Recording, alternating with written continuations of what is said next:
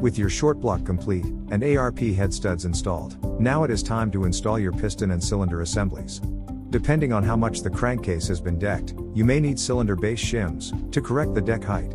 Checking this will be the first step in the installation process. We recommend installing one piston and cylinder assembly with no sealant, base shim, or gasket on the cylinder base. You'll want to push the piston down through the cylinder, so that you expose the wrist pin bore. You can also pre-install the wrist pin by inserting it into one of the piston bores, as shown in this video. Then you can start sliding the assembly onto the engine. After you've lined up the connecting rod, lubricate and push a wrist pin through it. Do not bother installing the wrist pin clip, as you'll be pulling this assembly back off the engine shortly.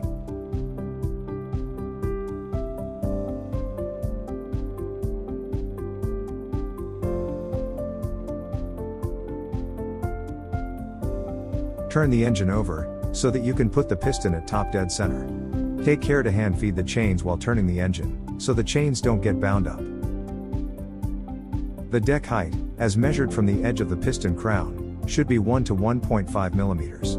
A special deck height measurement tool is recommended, but regular dial or digital caliper or depth gauge can be used as well. If your deck height is less than 1 millimeter, you will need a base shim to adjust it to the proper value. LN Engineering has copper base shims in stock.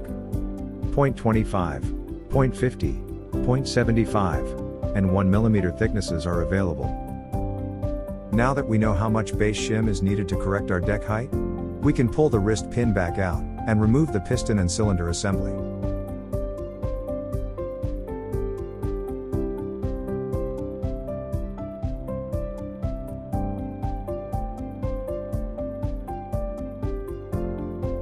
The cylinder base, as well as the case deck, should be cleaned again with denatured alcohol and Kim wipes.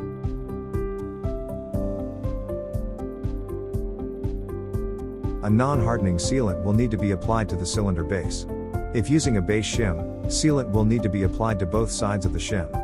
If using a base gasket, we will recommend using sealant on both sides of the paper gasket as well.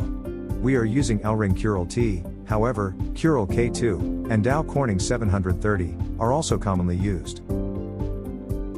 You can now begin to slide the piston and cylinder assembly back onto the engine. Again, line up the piston wrist pin bore with the connecting rod, insert the wrist pin back into the piston, and then install the second wrist pin clip.